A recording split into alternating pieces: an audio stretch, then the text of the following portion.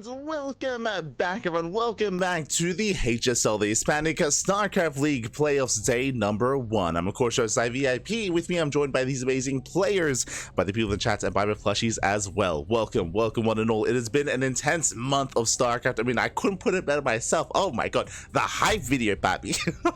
The intro was crazy. Oh my god. So shout out to those working behind the scenes that did put it all together, of course. But yes, it has been a month full of StarCraft. We did go over the group stage here on the channel. Of course, the group stage was a replay cast, but now we're here. Now we are back with the main event, with live coverage of the playoffs. Aye, let us go, baby, let us go. As we have our initial bracket, we have our initial round ahead of us. Switching our scenes over, bam, we can have a look at the bracket together. Here we go. We have 16 players. We have 16 players looking to face off back to back here in the first round. We have the best of the best in Spanish-speaking countries. Once again, this event does include players from Latino America alongside Spain as well. From Bolivia, from Colombia, Mexico, Spain, Peru, Chile, from all around the world. They all come together to face off here in this tournament. When it came to the group stage, as you saw, 2 players did make it out of every single group. Now we have our top 16. From the top, we have a Special. We have a Special versus Ryojin in the first round in TVZ. We have eGGz versus Zions, Mute versus Daryl, Davito versus Hunter, Eon versus Charlie, Cox, Vortex versus Black Knight, Akeron versus Fair Spitter, and Cham versus Bombilla. Oh my god. Now, as you can imagine, I'm a little bit torn when it comes to what to cover and what to cast. I'll be honest. There's some really good matches, some really juicy series here, and we're going to be splitting this in half. Of course, shout out to Enki, shout out to Bond Gaming, shout out to Protocito, and all those working behind the scenes and casting the event in Spanish. I believe they got like 4 or 5 streams going on right now in the Spanish language. And of course, they have been able to divvy themselves up, and they're going to be covering the entirety of the round of 16. We will only be able to cover half of it ourselves. I would love to cast everything, but I can't be everywhere all at once, so we're going to be covering half of the matches and the other half thereafter. Oh boy, here we go. I see in the chat, is Vortex counterfeit Vortex? The other way around. Vortex came first, then Vortex, then Vortex. Aye.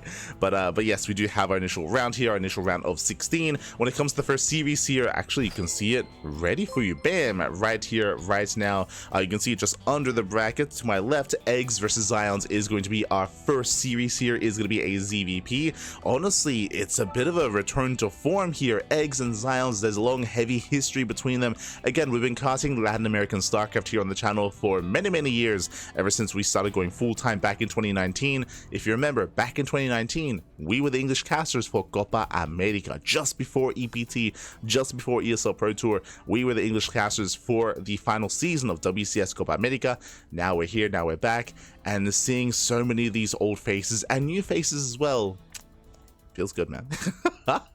Hi. Also, big shout out to Ariup in the chat for the 100 bits. Gracias. Thank you so much for the bits. I hope you enjoy the content. Hope you enjoy the event.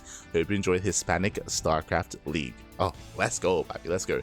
But yes, eGGz and Zions do have a history. What I will say, and part of it is a pro, part of it is a con, is that a lot of these players were inactive. A lot of these players had been gone for years, which is why it was so exciting to see them all come back. Players like Vortex, there are some newer viewers of StarCraft, I'm sure, that maybe don't know who Vortex is. Vortex is a legend, of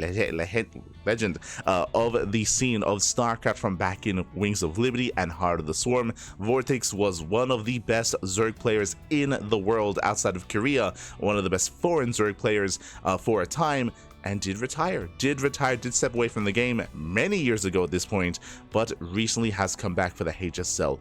Juanito, Special, he also hasn't competed since last year, July, August, since essentially EWC.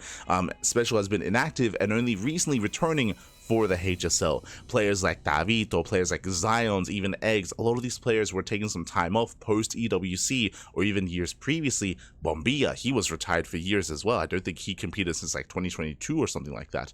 So it's been a very long time since some of these players have stepped into the ring. Because of that, we'll see what form they're in. They've had a month. They've had a month plus to prepare, to practice, to ladder, to get back in shape, back in form, to get up to date with the current meta, of course. And we'll see who comes out on top, who will be the best player in the HSL. Let's go. Now, as a reminder, this is a 2-day event. There's a 2-day event. Here we have day 1. Tomorrow, of course, we're going to be covering the rest of the brackets.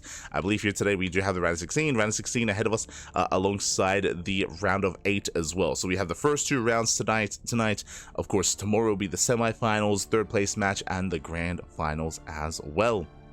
These are going to be purely best of 3s, and of course the best of 5 finals at the end of tomorrow evening. For now, though, we're getting ready for our first series, getting ready for our first matchup. Vetoes are wrapping up, and we're about to jump into our first map of the night. Let's go, baby, let's go. So again, eGGz versus XionS is coming up ahead of us. Game 1 is going to be on Whispers of Gold.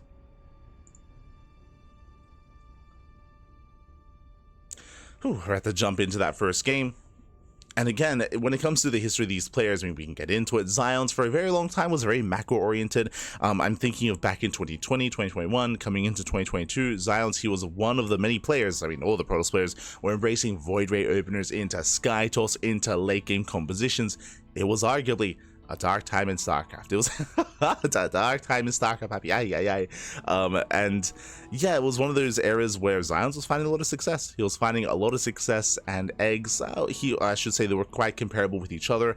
eGGz, of course, he did rise up as one of the best Zerg players in Latino America. I would have said back in the day, Chen being number 1, Eric number 2, and maybe eGGz is number 3. There was some competition for that 3rd place spot between eGGz, between Ryu, for example. I would say eGGz, Ryu, Jaime, Jim Rising, the Zerg Lord. There's a lot of competition there around that like upper echelon of Zerg players, so it's great to see eGGz once again, as it has been quite some time.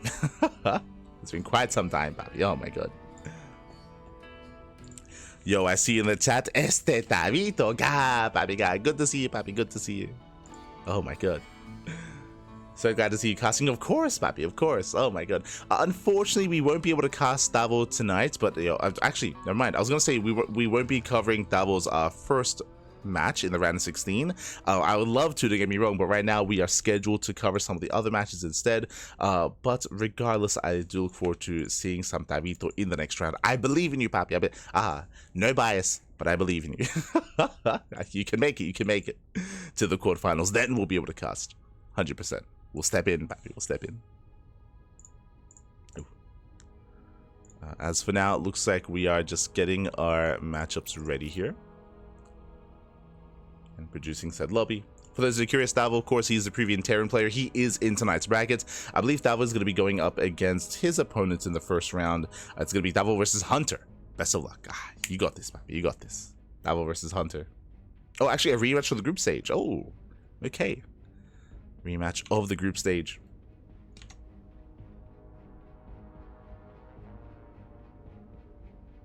As we are trying to work through this.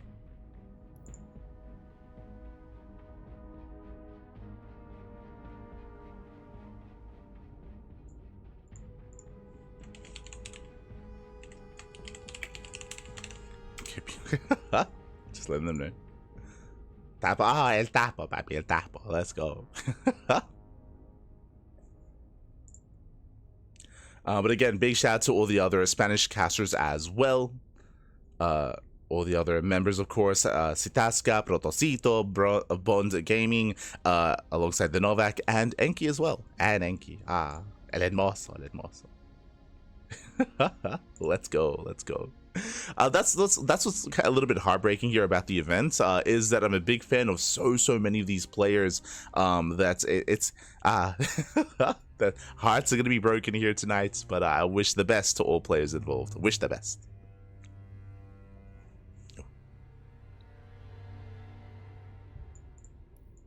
We go.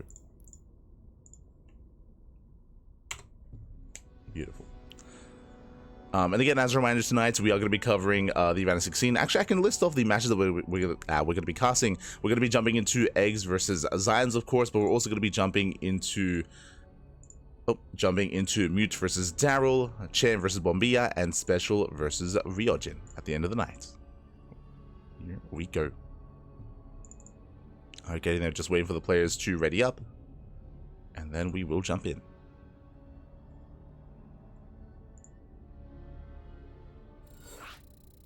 And there you go, you can hear the beeps.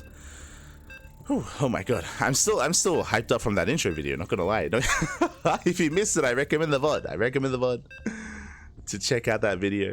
It was beautiful. I wanna play it again. I'll be honest. We'll try to do so in between the matches. I'll do my best. For now though, Vitas are done. Game 1 is gonna be on Whispers of Gold. Let's go.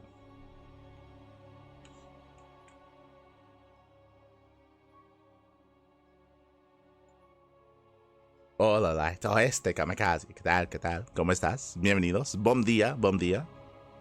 To all those tuning in.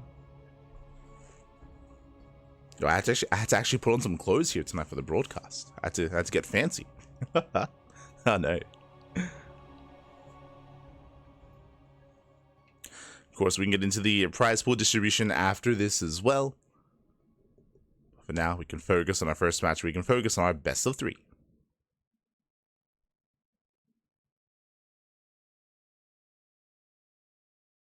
Hola, manito. ¿Qué tal? ¿Qué tal? ¿Cómo estás? Ay, papi. Just catching up.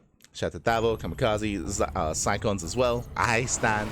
And here we go, spawning in the bottom right-hand corner of Whispers of Gold. We have the Peruvian Protoss player, the Red Protoss. The round of 16 has finally begun. Representing Unidos por el Vicio, it is XionS. And spawning in the top left-hand corner, we have the Colombian Zerg player himself, the Blue Zerg. It is eGGz. Eloerito, baby. Let's go. And if you're in the chat, you know what time it is. It is Gamba time. Predictions are now open. Place your bets on who you think will claim the series. Best of luck in the chat as we get our predictions underway.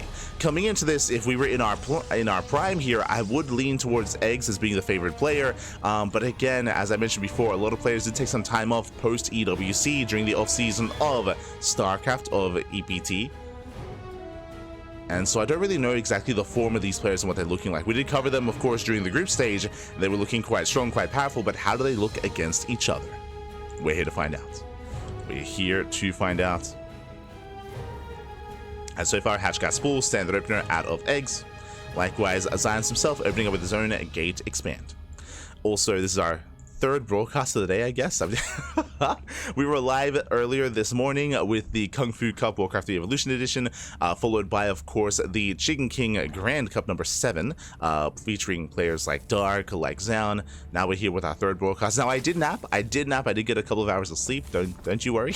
I slept like 3 hours, and now we're good to go. Non-stop StarCraft. As so far, the opener is looking standard. XionS, he does poke in, making sure that the gas timings, the spawning pool timings are all on point. So far, everything looking as it should. Hatch gas pool. Making sure there's no shenanigans going on.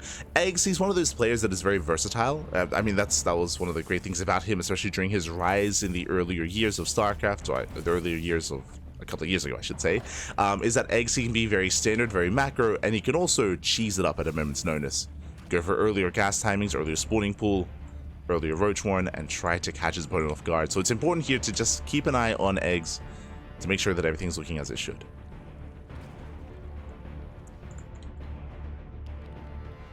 So to pull back. Likewise, I did mention that previously XionS, he was known for playing Skytoss and rushing into Skytoss and rushing into carriers as quickly as possible. Nowadays in the meta, it's not as easy to pull that off. I would say on certain maps it is. On larger maps like Abyssal Reef, Neon Violet Square, King's Cove, the big maps are where you can try to cut corners. But here on Whispers of Gold, this is the polar opposite. Welcome to the smallest map in the ladder map pool right now. Welcome to the rush map. Because of that, XionS, again, he's going to have to be on his toes here when it comes to whether or not eGGz cuts workers at any moment. Does eGGz cut workers at 2 base saturation, at 3 base saturation? Does he commit to an all-in? I would not be surprised if he does. But now it's a little bit early to really make that call. But now we're just speculating. Definitely jumping into this. Oh my god. Stargate opener, which is standard, into a very early Twilight Council. It's a Twilight Council before the 3rd expansion. Hyper aggression out of XionS. And the Overlord is going to be dipping in. It looks like eGGz, he will get a full scout potentially if we do go further in though. So far, not quite rallied to get eyes on the tech. It's going to be close. Getting closer. Void Ray is on the way. He will spot this. Oh, barely. Oh, no. Okay, he's going to confirm. Goes in further. Void Ray is too late, the tech is too early, and the Overlord, even though it's going to go down to the Void Ray, will see everything in the main. Does come from the Twilight Council, instant Roach Warren. So nice reaction here by eGGz. He does respond as quickly as he can. Charge going to be on the way here for ZionS. I was going to speculate it was going to be Glaive Adepts, but no, it is going to be Charge instead. A hyper-aggressive build. And again, eGGz, he knows to make roaches. He's now where he's checking no third base. He checks the linear third, checks the triangular third base as well. He does confirm there is nothing to be found. And now eGGz is aware not to overdrone, to drone up slightly to get ready here for some form of aggression. His Roach run's about to finish and soon embracing Roach production. eGGz so far looking solid.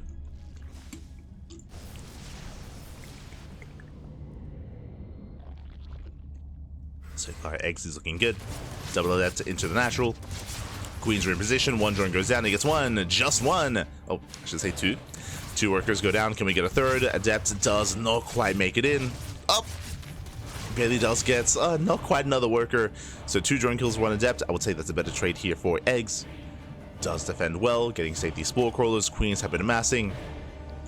And eGGz, he does move out, trying to keep an eye on any kind of third base. Will confirm, not a 2-base all in. Third base is on the way. Charge about to finish. ZionS. Now, remember, ZionS, he got scouted. He got scouted earlier by the Overlord, and ZionS, he has not been warping in. Interesting. He's not been warping in. So despite rushing into really early charge, looks like he will not go for that timing, and we spoke earlier about rushing into Skytoss. There it is. Fleet Beacon is on the way, Forge is on the way, and ZionS, he is looking to rush into the mothership, into Tempest, or even carrier production. ZionS taking those extra steps. Likewise, yep, second Stargate is on the way. He is committing even further. Let's say a triple Stargate. He's crazy. So triple Stargate here out of ZionS, massing up those voids initially. Waiting for the Fleet Beacon, waiting for what comes next. Yo, it's 2020 all over again. We never left. We can never leave.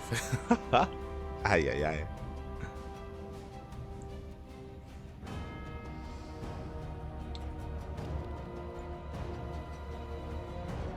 As ZionS does initially move out, looking to attempt potentially delay the expansion. Pokes in, forces a response. We do see eGGz, he did make a massive amount of queens. Roach production has begun, Spike Crawlers on the way, and this is all just to keep eGGz busy, keep him distracted, going for the expansion, and it looks like he will force a cancel. Nice pick up. ZionS has to pull away. At the same time, Adepts, they do harass on the right-hand side. Nice counterattack here from ZionS, getting up to 4 worker kills. Very nicely done. 4 drones go down, and as ZionS distracts, here comes the next big step. Triple carrier production. It's supply blocked, unfortunately, that will slow him down. Now, ideally, he wants to throw away some Zelts to free up supply. Poking in once again. +1 air attack is on the way. And eGGz, he has yet to really confirm what's happening. He hasn't seen the upgrade researching as it just began, and he hasn't seen the main base yet. He doesn't know exactly what's going his way. Now, there is a chance that eGGz, he's familiar with his opponent when it comes to the ladder. It's possible that maybe ZionS does this very often. That's a 4th Stargate. It really is like we never left 2020, unironically. Like, it's crazy. Quadruple Stargate production. ZionS, he doesn't even have the money to make 4 carries at a time at the moment, but he's getting there. Yeah, just massing up more carriers, throwing down a wall of cannons, wall of shield batteries. We do see eGGz, meanwhile, he has been droning, getting up to 3 base saturation. His 4th base is delayed. True, that is slowing eGGz down, and eGGz, he's attempting to get into Roach Hydra, which is an okay composition. It does have some pushing power, especially on a small map like Whispers of Gold. Gases are being prioritized, very nicely done. Does need those gases as quickly as possible. Hive is on the way, and he can work towards Hydra, Lurker, Viper, which would not be the worst composition, but again, we're still lacking some information here. eGGz pokes in. I'm not too certain he did see the upgrade, as he does move out. Meanwhile, how many carriers do we have? So far, 5. Soon to be 8 carriers. Just going mass carrier here. Ay, ay, ay. And again, the answer to this is going to be Corruptors, but eGGz, he doesn't know. eGGz has yet to confirm. So there is no Spire. Vipers will help, but again, Eggs, he's still lacking that information. Catching out harassing Adepts, containing his opponent. There we go, 3 Vipers on the way. That will help. He's building up those Vipers. Massing up a greater army. How many carriers? 7. Jeez. 7, soon to be 9 carriers, by the way. That's insane. And yeah, they're just Spire. Double Spire, he knows. Yeah, at this point, he's aware of what's going on. Double Spire, double... I mean, yeah, Changeling. Changeling does dive in. Now he sees everything. He sees the Mass Sky Toss. And we're going from Mass Carrier into Mass Void Ray. And that is the answer to the Corruptor. Corruptors, they struggle against Mass Void Ray, and there we go. We have Flux Veins on the way, and Void Ray production well underway here for XionS. He's getting into his perfect form. Yes, what year is this? What year is it? We're back to COVID era of StarCraft. Back to 2021 and 2020. No. We were supposed to be past this, Bappy. We're supposed to be past this. Why are we back? Meanwhile, here come the Vipers. Vipers, they threaten to dive. Jesus, for the first time though, does engage with the Mass Carrier army. At least the 4th base is denied. A nice big off there from Eggs. Just waiting, biding time here for his Corruptors, for his Spires. Now, when it comes to this army composition, unironically, this is exactly how XionS used to play back in the day. And I feel like I'm repeating myself. Like, this is what I would say back in 2020. I would say, you know, Skytoss is great and all, getting into all these carriers, all these Void Rays, but the reality here is that we're lacking ground support. We're lacking, ideally, Archons and Storm. Like, Archons and Storm, they round this army out so well, and this is something that XionS doesn't have. XionS, he has not teched in such a direction, and he didn't back in the day either. Like, this is his style. He's an animal. Lings, they harass towards the left-hand side. Cannons will defend. XionS focusing on the main push, on the main army. Zoning Eggs away.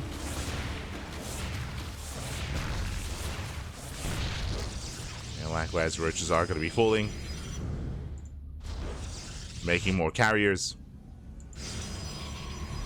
Now, when it comes to this unit composition, because there is no splash damage, no Archons, and no Storm, what is this army vulnerable towards? It's vulnerable towards the dive with the Vipers. Ideally, what you want to do here is you want to go Mass Corruptor Viper, and maybe Infestor as well. You go Mass Power Bomb on the carriers. You stack on the Parasitic Bomb with your Corruptors, and it will kill every single Interceptor.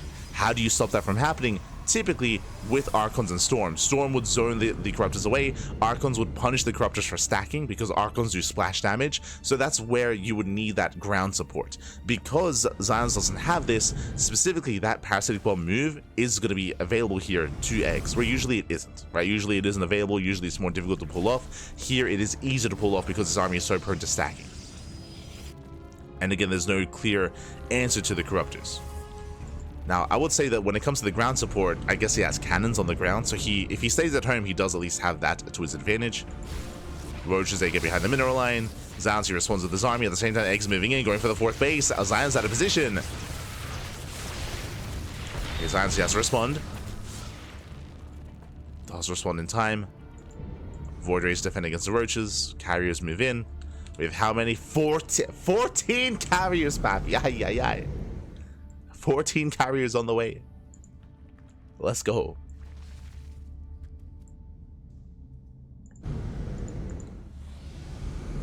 XionS is building up. Again, still just... Again, this is almost a pure Sky... This is a pure Skytoss army. So we can... And at the highest level of play, pure Skytoss armies, as I mentioned before, like, they can be abused. They can be abused here. But the pressure's on Eggs to bring this all together. He's getting his Spore Forest ready. Massing up his Viper Infestor. What's his army looking like here? He's got 27 Hydras. The Hydras are not ideal, and yeah, he has to get rid of them. Ideally, these Hydras, they're hurting him more than anything. They're hurting Eggs. Ideally, want to trade them out, replace them with Corruptors, or ideally, I would say actually, replace half of these, throw half these Hydras away, get the other half into Lurkers. Oh wait, never mind. In my brain, there's still like a ground army. There isn't, yeah. We just go pure Corruptor. A fungal here on the interceptors. The last stage just break on through. Do you get a powerbomb? Powerbomb onto the mothership. Oh, we do see Sounds trying to split. A lot of damage being dealt. Yeah, very nice powerbomb. And despite that, he does break through. Hydras are going for a counterattack. Again, they cannot help defensively. Do we have another powerbomb? The army's getting low on HP, but alas, we're still getting out of control. Yeah, Corruptors, they're going to be going down one after the other.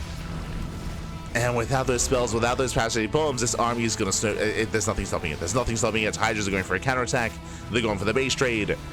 Third base goes down, now going for the fourth. And what is left here? Zero Vipers, zero Infestors, zero Spellcasters, only Corruptor, and that's not good enough. That's not going to be good enough here. The Mass Carrier does break through, and ZionS is looking to claim his first win of the playoffs. As he's going into the natural, getting into the tech, Corruptors, they cannot touch this army, not on their own. And Hydras, that support is not good enough. And again, as you mentioned, like there was just so much dead supply in these Hydras. Does dive in, gets one, gets two carriers. The Spires go down, a couple of upgrades to finish. And those are the final Corruptors here. GG gets called, ZionS snowballs out of control, and ZionS takes game number 1. Whew, GG.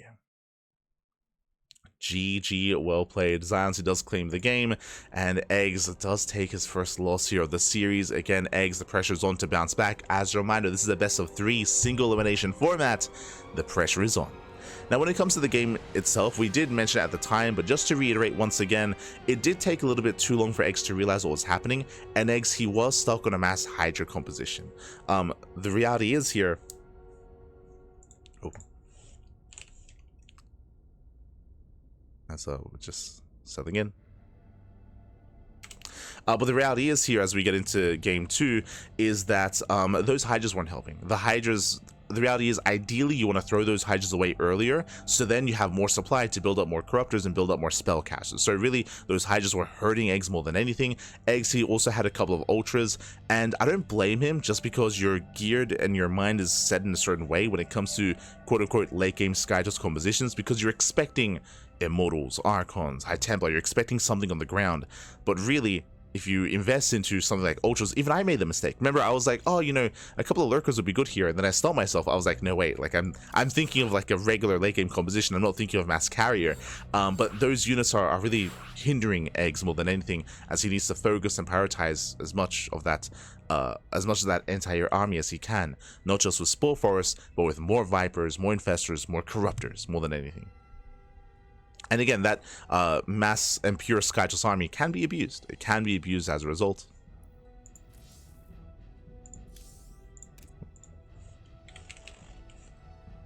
But again, eGGz, he wasn't quite able to get there in time. And now we're getting to game number 2. And we'll see if ZionS does mix things up, if he does switch gears, or if he commits into this same style here, into quadruple Stargate production, for example.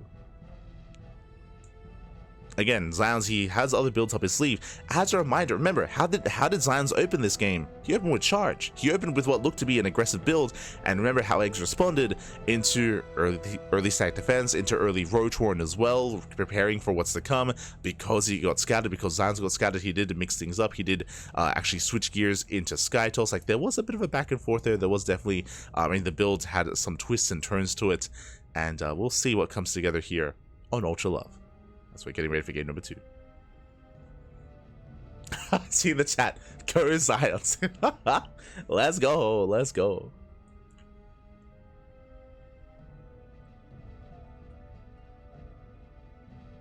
I see Bonio in the chats. Hey Lights, could ZionS have pushed sooner with the carriers? Surely the Hydras weren't enough. Yes. Yes, he could have moved that a little bit sooner. It's one of those things where it looked like ZionS, he wanted to max out first to secure himself, to get all of his stack defense at his bases, but 100% he could have moved out a little bit sooner instead, before maxing. To be fair, ZionS didn't really know what he was up against, right? Like, we saw the unit composition of eGGz and what it was lacking. ZionS didn't. For better or for worse, he wasn't scouting. He was like ZionS, he wasn't scouting. He didn't know what he was pushing into. For all he knew, there could be like Mass Corruptor waiting for him and Mass Viper. Like, he had no idea. But I do agree though that he most likely could have been a little bit more aggressive a little bit earlier. but I mean, regardless, did work quite well. And now we're getting to our next game.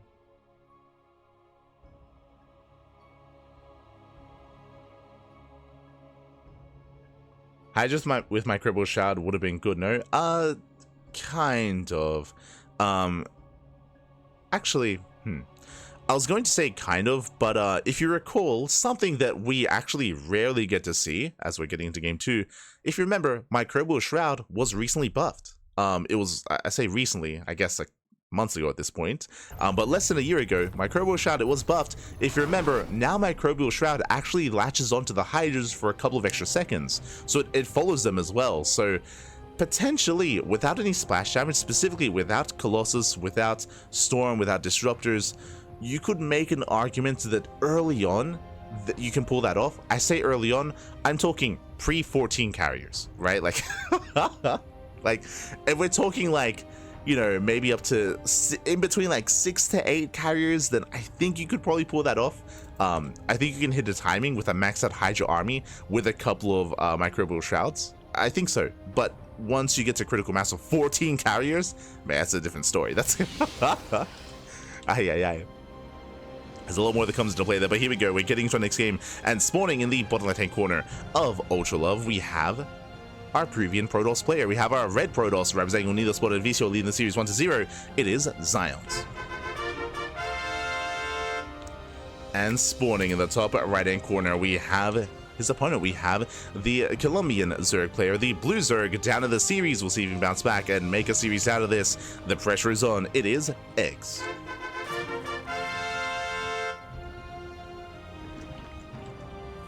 Here we go. As of now, hatch gas full, standard opener, probe does confirm. XionS is aware what's going on, is aware of the standard opener.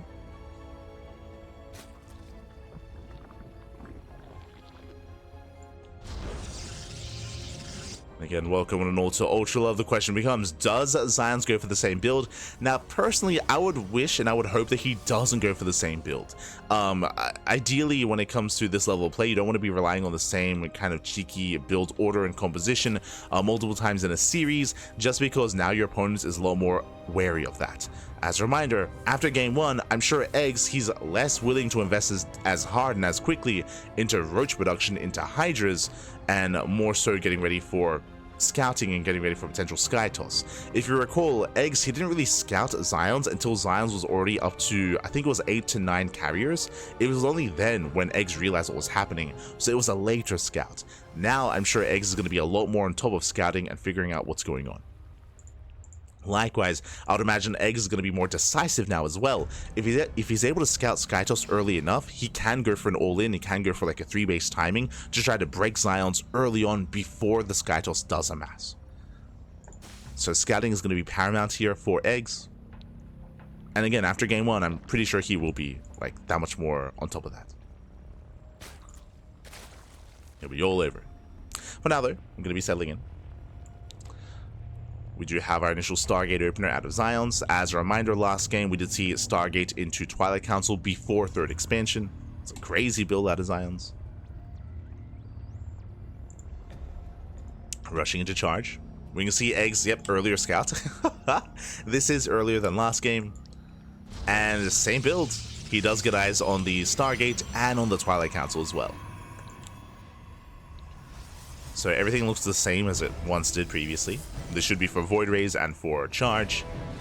Now, this is why I'm concerned for XionS, because so far, looks like the same build. And if this is the same build, again, I believe that eGGz will punish this that much harder.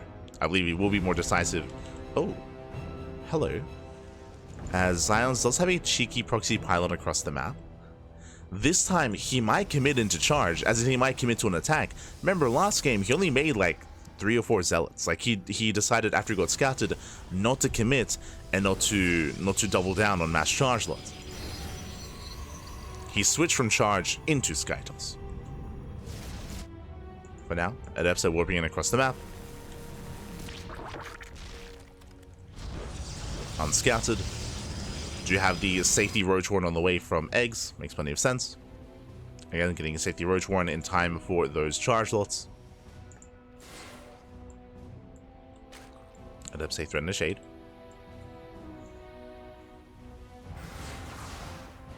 Alas, there's nothing here, nothing in position.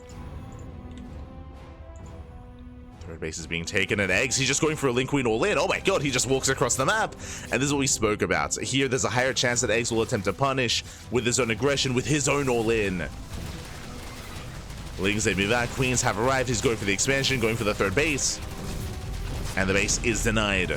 And behind this eGGz, he's droning. Behind this, he's now droning up. He committed quite hard here to sniping the expansion. Surrounds the zealots, shuts them down. And the queens, they can waddle back home. Actually, he's still going. Jesus. I don't think he needs to, by the way. I don't think he needs to keep pushing. Damage has been done. eGGz, he's droning. Now pushing further in. Ooh, Shield Battery is a little bit too late here. The Stalker getting very low. Likewise, Void Ray as well. Overextends. Void Ray does get picked off. Massive pickup. And eGGz busting down that front door. Going for the pylon. Breaks it down. Lings, they flood in. They go around. Go for the Stalker. Stalker's going to be falling. There's 2 Stalkers left. And eGGz looks like now he does finally back off. He waddles back home. Shield batteries are done. XionS, he will hold on to the natural, but at the cost of his third base. He's stuck on 2 bases. eGGz, he's droning up as hard as he can. The voids are being pulled. He does around the queens. And XionS, do you see what I see? I don't see a second Stargate. I see more gateways. More gateways on the way instead. Likewise, eGGz, back at home. Again, he's been droning up as hard as possible. Taking his gases, going for his own Hydrogen, getting ready for his own Hydra tech. And so far, eGGz in a pretty good position. Again, he didn't kill his opponents, but he did delay the economy. He did slow XionS down. XionS still making use of that pylon. Does warp in across the map. Making his way into the bases. Commits to the shade. Does commit 1, 2, 3 drone kills, getting up to 4. Very nicely done. 4, 5 drones going down. Oh god, this is 6 drone kills. Getting a little bit out of hand. Very nice damage. eGGz is being slowed down. Meanwhile, double Robo production on the way. XionS committing into ground toss. Now with double Robo, he can start with double Immortal production. From here, I imagine going into Colossus. Against our mass Hydra composition, a splash damage is going to be necessary. But I do appreciate that XionS is mixing it up. And again, so is eGGz, right? We're taking different approaches here. Which is what we do expect. Temple Archives on the way. +1, about to finish up. Well, XionS' army is still quite lacking at the moment. He's waiting for his gateways to finish. And then we can warp in.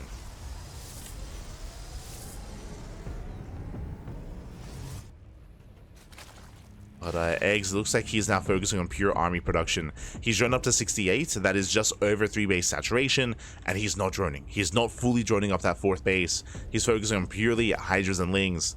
Getting to +1, getting to Hydra speed, and eGGz, he might just commit off of a 3 base economy. And he is. He is committing. So eGGz is being aggressive, he's moving out. Now taking up though. With the infestation bit. But honestly, XionS has no army. He has no army. He's making 2 Immortals at a time. He's got a couple of Stalkers. He has a couple of units.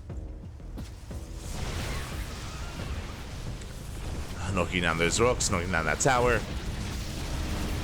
Trying to buy time. And eGGz, he's not slowing down. He's not giving him that time. Does catch an Immortal. Not bad. Takes down an Immortal, knocks down those rocks, moving in, going in for the surround, and collapsing on the army. And again, there's just barely anything left here. Immortal's going to be falling. Void Rays as well, getting top of the production, and eGGz, he's snowballing out of control. He's going to make a series out of this. Game 1 may have been decisive in favor of XionS, but here eGGz, he's angry, he's upset, he knocks down the production. GG gets called, and eGGz, he will tab the series 1-1. We are going to the ace match. GG. Whew. GG, well played. Again, a much more aggressive and decisive play here from eGGz. Oh. Much more aggressive, much more decisive. And with that, eGGz, he was able to fight back, able to be aggressive early on. able to deny the third base and have momentum on his side instead. He did kind of force his opponent to transition to tech up into robo, into a ground-based composition, but alas, he couldn't quite get there. Oh. So we're getting into game number 3.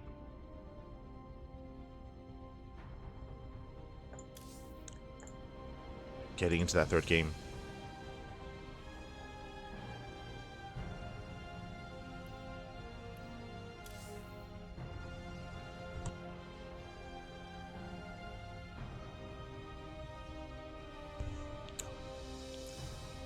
We go.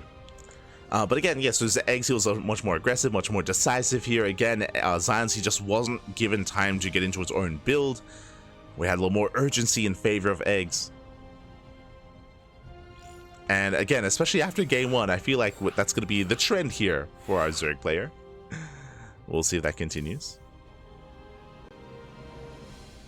Ooh, as I was not expecting this, game 3, vetoes are through, and game 3 is going to be on Neon Violet Square. Neon Violet Square, for those who are unaware, that is the largest map in the map pool. If a player if XionS or any other player, if a player wanted to turtle to macro up on 4 bases, on 5 bases, and get into Sky Toss, this is the map.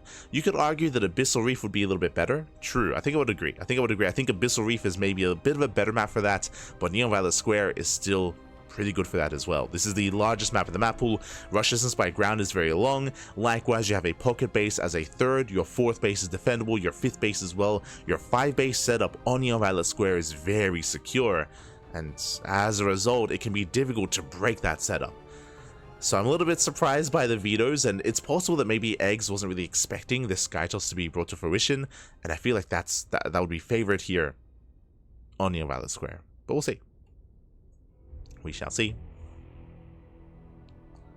The pressure is on. I'm making the assumption that, of course, XionS is going to embrace Sky Toss, but we don't necessarily know that's the case.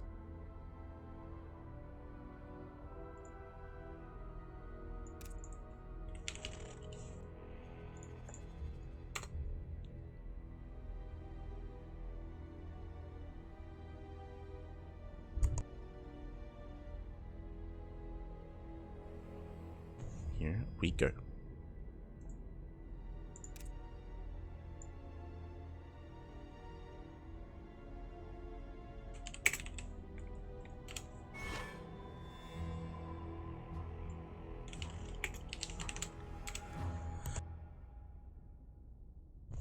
Here we go. So again, we are just building up. Again, game 3 is going to be on Neon Violet Square. Just making sure we get all the casters involved. Making sure we invite everyone in. Just catching the chat. Buenas o Altair. O Altair. Bienvenidos. Good to see you.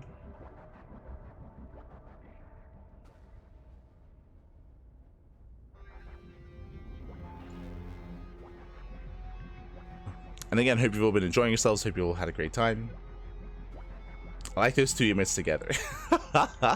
Let's go. Let's go. Shout out to Shura. Shout out to Shura, of course. Shura, he did make our emotes, of course. Put in a lot of work into the art for our emotes. Thank you for casting more StarCraft. Siempre, papi, siempre. As always, as always. We'll be there. We'll be there.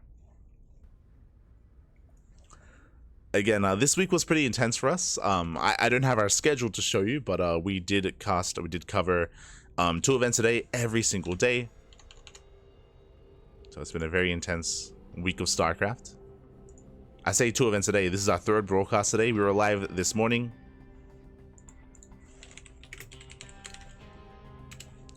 We were live earlier this morning, of course, with the Kung Fu Cup Warcraft 3 Evolution Edition. And followed by the Chicken King Cup number 7.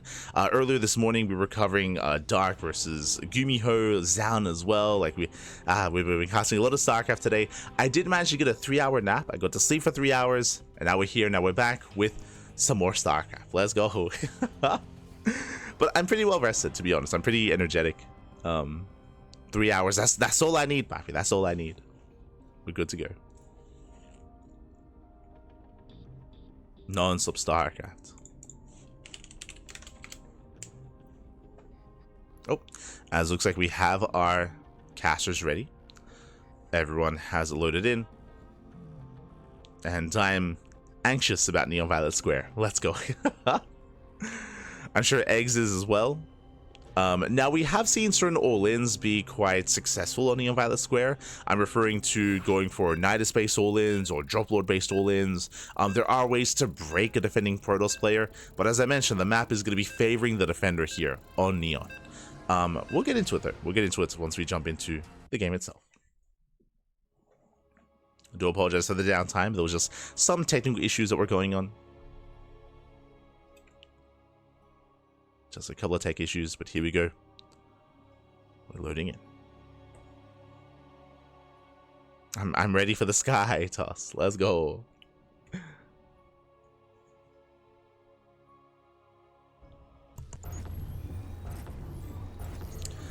As spawning in the top left-hand corner of Neon Violet Square, we have the Colombian Zerg player, the red Zerg, tying up the series 1-1 and forcing the ace match. Can he go all the way?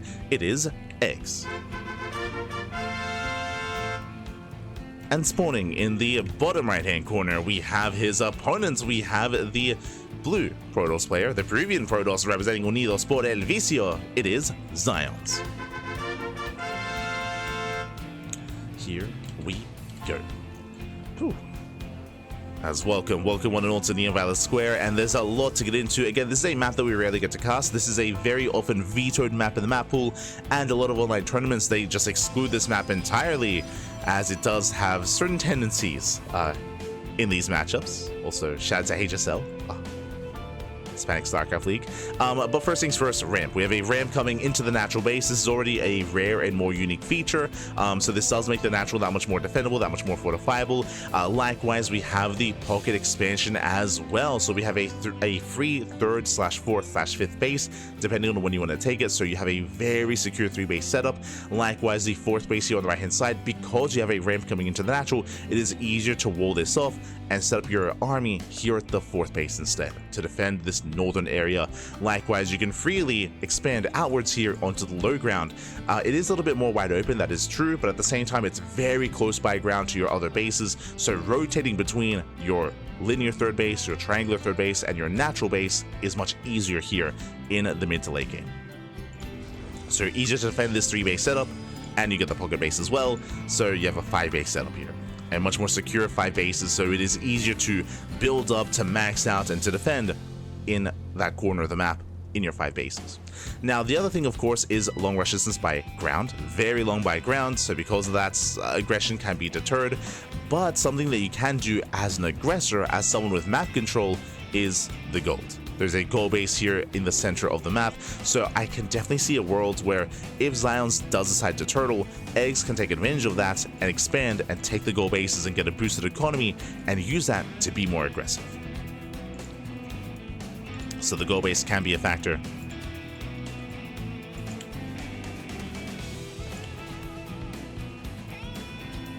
But now XionS, he does pull away.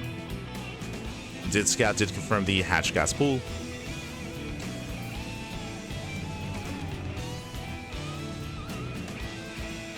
So far is aware. And back at home, we should be seeing our tech of choice. So far, gate expanded to Cybercore, soon going for our Stargate. There it is, Stargate opener out of XionS. Now, every game so far, XionS has gone Stargate into early Twilight Council. Here on Neon Violet Square, I wouldn't be surprised to see a Stargate into a 3rd base into delayed tech, as you can be a little bit greedier on this map. As you can see, XionS, he's walling up. He's walling up, he's walling up.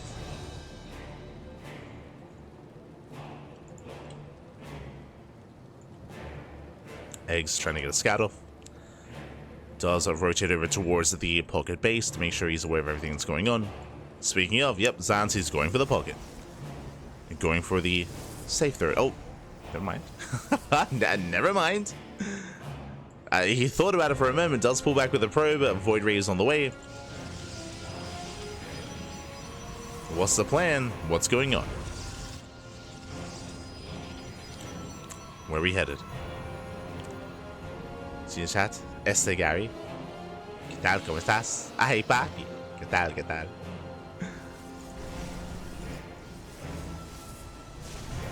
And we're going, yeah, we're just going pure Sky Toss. This time, there's no twists, there's no turns. We have +1 air attack on the way. Pocket base now being taken after the Void Ray snipes the Overlord. Eggs, he's being active with those Lings. And Eggs, he at least needs to scout the low ground. He needs to scout the natural base. So far, he's in position here at the thirds. I guess at the fourth locations. The silence is expanding. We should be seeing additional Stargates. And again, this style makes the most sense for Zion's. Meanwhile, Eggs back across the map takes the standard linear third base. I do think he could have gone for the gold as a third instead, but he still has access to the space as a fourth. He can still expand here eventually. As the Void Ray is hunting down Overlords. It is going to be lair first here by Eggs. And here comes the Fleet Beacon, and we're waiting for the second Stargate. We have the money for it. Waiting for that second Stargate. The Cybercore has yet to be scouted. Eggs, he can just blindly go for a Spire and blindly go into Corruptor. That is an option. There we go. 3 Stargates on the way. These Stargates are late, I will say that, but they're in production regardless. It's getting there. It's getting there. You know, Void Rays do find a Queen. Nice pickup. 1 Queen goes down. Do have a safety Roach Horn out of Eggs. Eggs is yet to really confirm what's going on. And we're waiting for the lair. Waiting for our next tech. Waiting for the Spire, I would hope. Or at least the Hydra Den. But I would prefer a Spire. Void Rage just maintaining map control, hunting down Lings. Carrier production has begun. We've seen this before. But again, Zion's this time he's cutting corners. Remember, game 1, Zion's, he delayed his carriers by going into charge and going into Zealot Warpins. Here, none of the sort.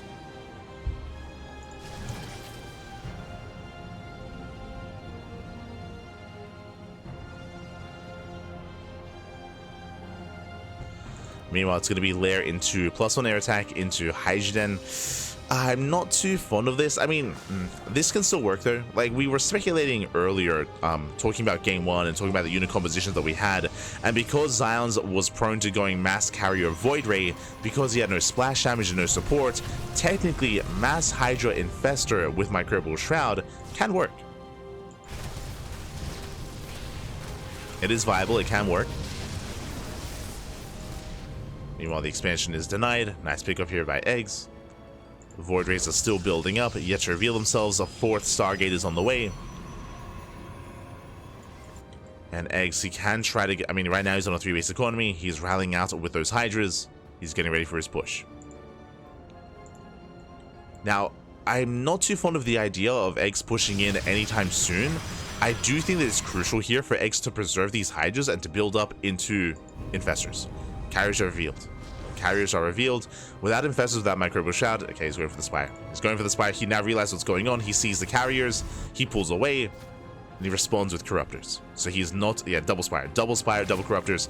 I say double upgrades. So Eggs, he's not going for Microbial Shroud. He's not going for any kind of Hydra timing. But this is a bit of a late transition here by Eggs. It is earlier than last game, than game 1, true. But Eggs now knocking down all these rocks. Double expanding. Droning up. And we're getting into a later game state. Now, regardless, even though Eggs, he isn't really going to make use of these Hydras, I do appreciate that Eggs, he's taking faster out of Hydras into Corruptor. So this is a faster transition from Eggs. So he should have a better chance than game 1. Should have a better setup. We are missing the Infestation Pits. We do need the pits for the Hive, for the Vipers. There we go. Pits now on the way. Eggs now taking another expansion. Zion's back at home, just going pure carrier into eventual Void Rays, as Flux Veins is being researched. 4th base has been taken. We have a Tempest on the way. I mean, that'll help. If you weren't here for game 1, then coming into this setup here, I will reiterate once again that pure Skytoss is not the most ideal late game composition. Skytoss with ground support is superior. I'm referring to having Archons and High Templar to support the army. just because they're a better way to punish mass Corruptor. Corruptors are prone to stacking, and ideally to deal with this kind of army, Corruptors, they do want to dive on top of those carriers. And without Archons or without Storm to stop that from happening, I have to favor Eggs. At the end of the day, this all comes down to the execution, it comes down to the army control. But Eggs has potential. I'll say Eggs has more potential than Xion's with these armies.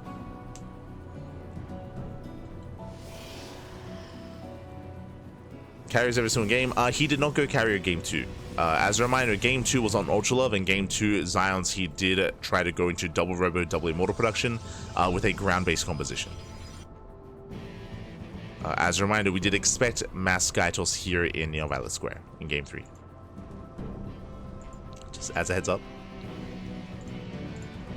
Corruptors making their way towards the main. Going for the contamination, let's go. Slows down the production, Corruptors dive in, they do catch one of the carriers.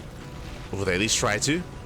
Shield battery up, barely doesn't save. This is where shield batteries here in the main wisp would benefit. Tempest gonna be going down as well, massive pickoff. Gets a carrier, gets a Tempest, gets another Tempest as well. Xion's getting picked apart here. Nice pickoffs. Very nice pickoffs. And again, you can see just how much more prepared Eggs is this time. After game 1, it's one of those things where fool me once, shame on you. Fool me twice, never fool me again. Going for the production. Oh, catching another Void Ray. There's one Void Ray left. And now Pure Carrier. Again, Pure Carrier does not trade well against Corruptor. Carriers are going down one after the other. Oh, now going to be zoned away. Corruptors have to back off. That was, how many? That was 1 carrier, 4 Void Rays. Don't forget, we do lose 14 Corruptors, but that was also the Tempest as well. That was 2 Tempest. So not a bad trade for Eggs. And remember, Eggs, he has map control, he has the gold base, he can afford to trade. He can afford to throw this away. Another carrier goes down. Shield batteries out of energy. Yeah, and Eggs, he breaks through. He breaks through that defensive line, takes down every single carrier. Yeah, forget about spellcasters, didn't even need them. And with that Eggs, he will snowball out control. He will clean up every unit in the sky. Oof. As that was happening, that was 9 carriers going down. And again, there's just no support. There's just no support for the Skytoss. It's a PSA for any Protoss players watching. If you want to try to rush into a late game composition, Pure Carrier and Pure Carrier Void Ray, it's not ideal. It's not ideal. It can work if you catch your opponent off guard, which is what happened in game 1, but this is also when, if you remember, I did mention how ideally you don't want to rely on that too often in the series. Because Eggs, he was much more prepared this time. After game 1. Takes down the Void Rays. Eggs, he does overextend with these Corruptors, so he will lose them. We'll lose the Corruptors, but Lings, they do wreak havoc on the low ground. Take down the cannons, denying mining here at the expansion. That was, I would say, wasteful by Eggs. Again, the initial dive earlier was solid, but that was a bit much. So Eggs has to calm down. Joining up to 90.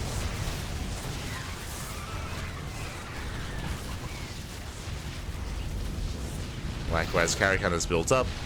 Eggs, he has to back off. Again, Eggs, he has to back off and max out. He cannot engage early on. Not right now. Not like this. This carries it back up to 6. Xion's, he's looking to stabilize. Now, thankfully, Eggs does retreat. If he kept pushing, he would have just lost his lead and lost his advantage. Eggs, he has to respect that carrier count. Viper production has begun.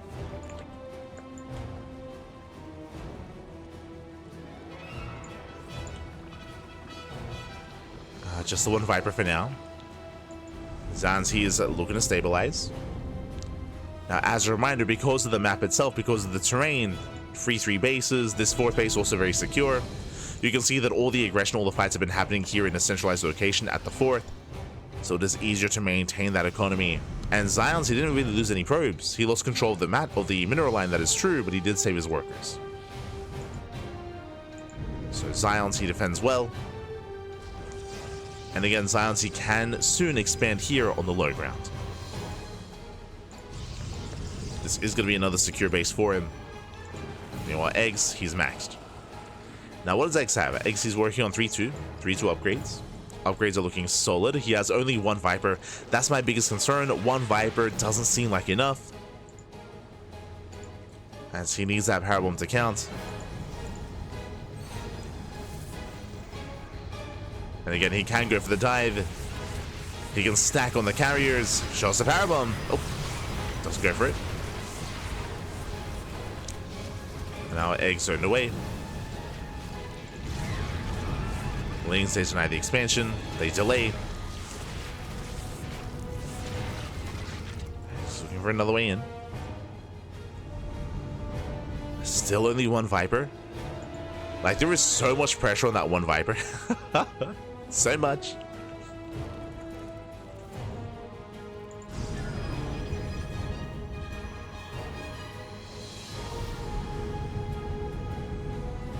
And ZionS is building up. Building up more carriers. He's made it through the first big hurdle. Once again, Eggs trying to catch the production, forcing the army to respond. Oh. Viper's getting ready. Eggs moving in. Looking for the dive. Going for the power bomb. Oh, going for the abduction even. Yoinks one. Yeah, Viper goes down. Ay, ay, ay. So now it's 0 Vipers, 4 eggs. There we go. Now 4 on the way. But this will delay. Again, Viper production, it just began, and he also has to gather energy as well, which means ZionS now is the time to expand. Now is the time to expand and to max out.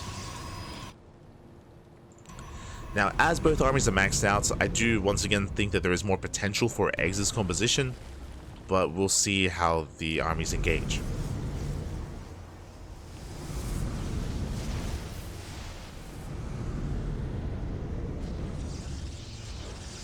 For Eggs, the reality is it comes down to the Vipers. It comes down to the Viper control. It comes down to the spell usage. He can approach this in 2 different ways. He can either slowly abduct and pick off 1 unit at a time, or he can Power Bomb, try to punish the Void Rays, and dive on the army, and make use of that Power Bomb on the interceptors. So he has options. Vipers are moving in.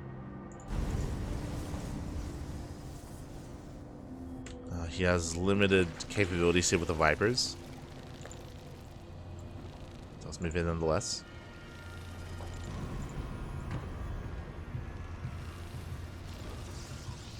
Yeah, for a lot of the Vipers, he actually doesn't have enough energy to Parasitic Bomb, but he can abduct.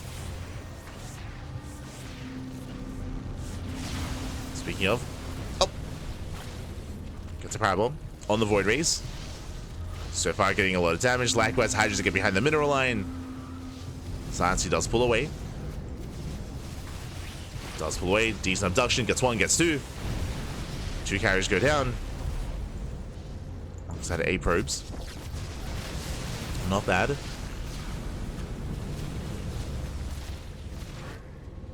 Decent pickoffs. ZionS, how many carriers does he have? He's up to 14, soon to be 15 carriers. Oh boy, that's a lot of carrier.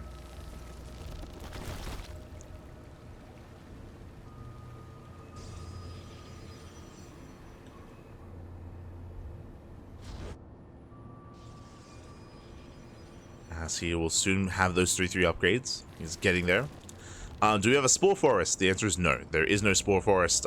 This is where Eggs, he's being a little bit neglectful and not really setting up for any kind of main counterattack. Ideally, you want to spend your minerals on that spore, on those spores. Gets 1, gets 2. Nice pickoffs. Very patient play out of Eggs. Picks off 2 carriers for 1 Viper.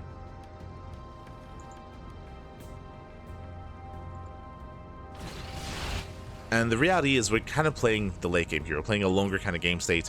ZionS, we spoke earlier how on this map it is easier to secure your 5 bases, less so to get a 6. Oh, Yoinks once again. Gets 2 more. Takes down 2 more carriers.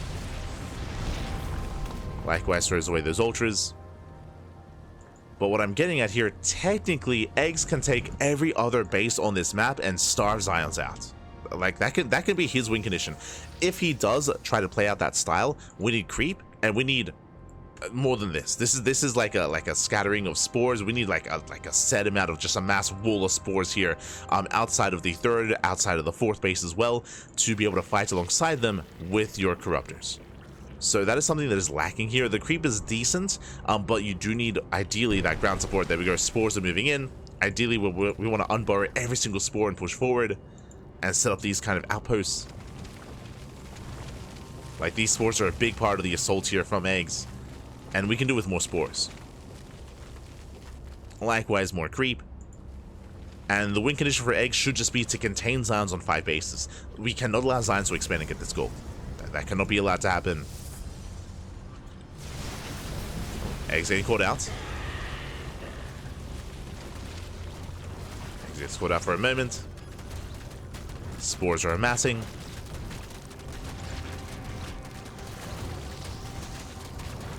Dark Shrine on the way for Zions. Technically that means that Zions, he does have access to Archons. True. DTs into Archons is possible.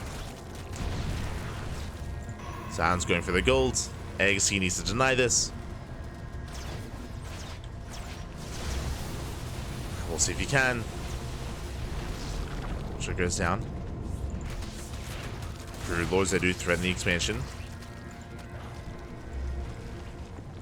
Spores are moving in. How many spores do we have so far? We have 36. That's okay. It's an okay spore count. We can do with more.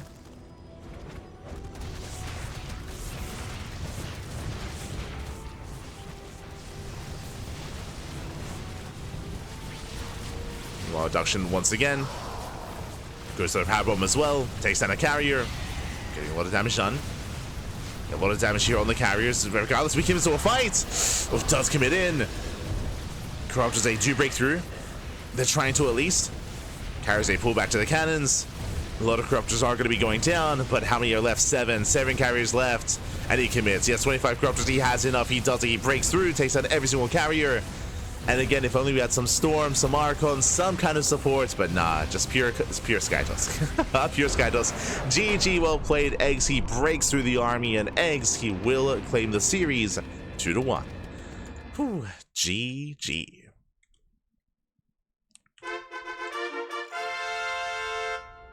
GG, well played. Eggs, he will claim the series. GG, very well done, very well played. Again, Mass Carrier is very vulnerable. Mass Carrier is not ideal. As we mentioned, Mass Carrier does have its weaknesses, and that is Mass Corruptor. As you do need support here, and that is why Mass Carrier is never seen at the highest level of play, just because it can be abused in such a way. Ideally, you do want Tempest, you want Archons, High Templar, Storm, even further ground support as well, depending on what you're up against. Regardless, GG. GG, well played. With that, Eggs will claim the first series here of the broadcast, and we are getting ready for our next matchup, getting ready for our next series. Let's go.